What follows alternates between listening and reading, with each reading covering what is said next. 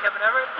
We're doing an EMfit swim clinic, and I've been a professional triathlete for over a decade, and a swimmer for many years before that. And we're going to go over some techniques with swimming.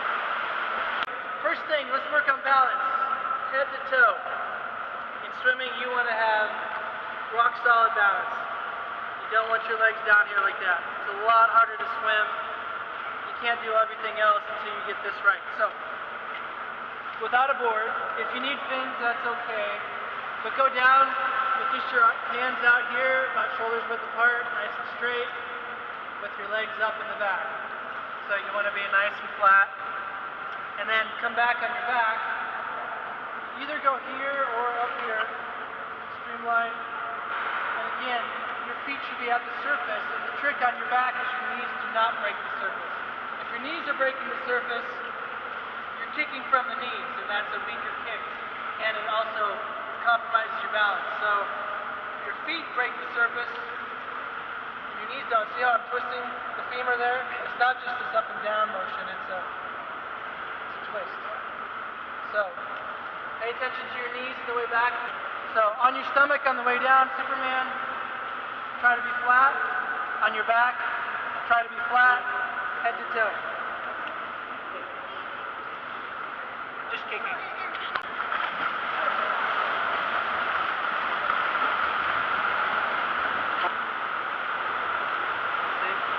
His feet aren't coming out of the water. So Chris needs to, belly button needs to be up a little bit. Pretty good, he's sitting a little bit. A little bit of both. Knees breaking the surface. Need to get the legs together, the knees are coming out. Yumiko over there is doing very well. You see the speed. Legs are falling because there's no back kick. Your big toe should be breaking the surface of the water. Just your big toe, just like right there. Now if you're really advanced, you can go right up to the surface without making a splash. But most of you guys right now want that big toe, just get the big toe up. Very important on your back. And if you find your legs sinking a little bit, it's because you're kicking too well up and you're not doing anything back. So remember, the kick is 50-50, both directions. But you should still be pigeon toed in regardless of the way. Pigeon toed. If your quads are burning, is that a good sign? Well, your toe and your foot, and then flop that thing around. That's what you want to essentially do with your ankle, is flop that thing around. See, I can point it generally and have it turned off. Now, if you're pointing it and it's rigid, your whole leg's tense, and therefore your kick is severely compromised. So,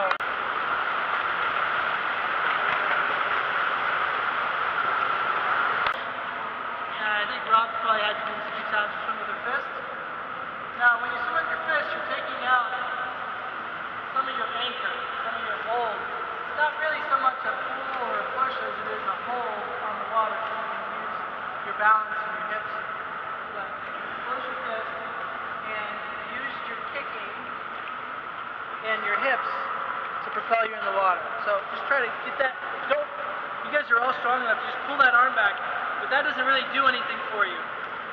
You want to put it in and be patient and put your body past it. So use a strong kick. First do the kick. If you guys have the kick down, then start tying in the hips too. Okay, I just put my hand in cement and I'm going to pull from here. Not just pull it back. It's called catch and throw. It's a little bit hard to explain, but it's way easier to do. So basically, you're going to have a catch arm and a throw arm. The catch arm does not recover out of the water. That's really the only thing that's changing. So the catch arm, everything's normal, and then right here, your elbow comes out of the water and you shoot it back in the water. So it looks like this. Here's the catch arm. That's what the catch arm's doing. The other arm is the throw arm, totally normal. So it looks like this.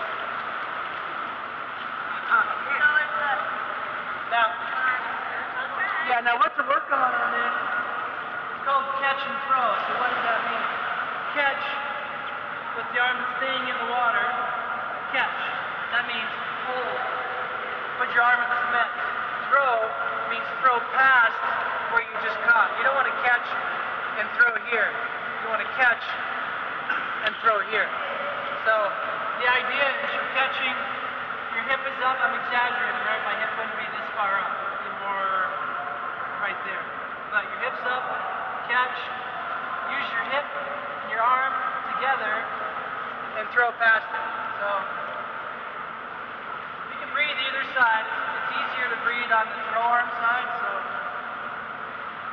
and make sure this elbow, finish the stroke, means your elbow is coming out of the water.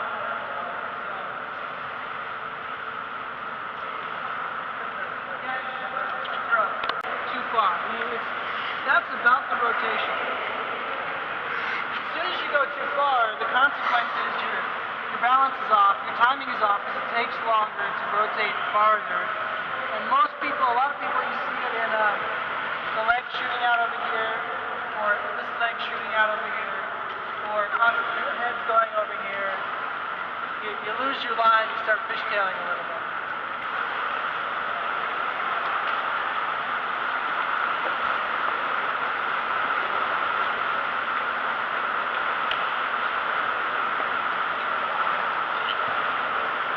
Facing this direction with your best posture, as straight as you can, until you bring your arm up.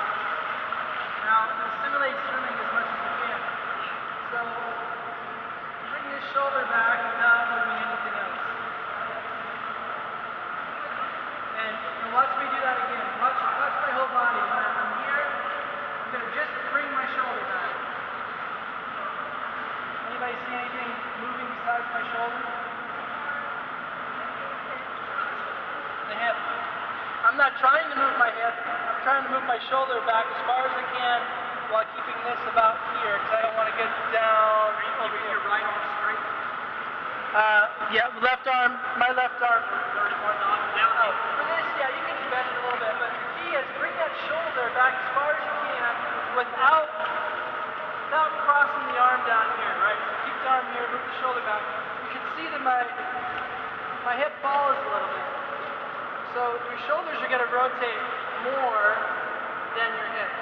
There's a pretzeling involved in swimming that your shoulders rotate much more than your hips will rotate. You don't want them to be on the same plane because then you're rotating too much. So bring that shoulder back, and then when you take your breath, I'm almost basically looking forward from my chest. Maybe just a little bit to the right. So head forward, there's straight ahead, and there's my breath. So it's very little actual neck tilting. It's mostly shoulder rotation. So we did this. So guys, the shoulder thing, just to reiterate, is a great trick. When you get tired, just a little bit, you can put a finger there. When you get really tired, you can put your fist in there. And when that starts to happen, you start doing this. If you have shoulder issues in swimming, it's not from swimming, it's from bad form in swimming.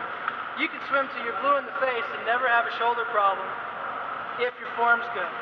So if your shoulder's going bad, that's the canary in the coal mine saying something with your form is off, or you're swimming 10,000 yards a day and you're not ready for it.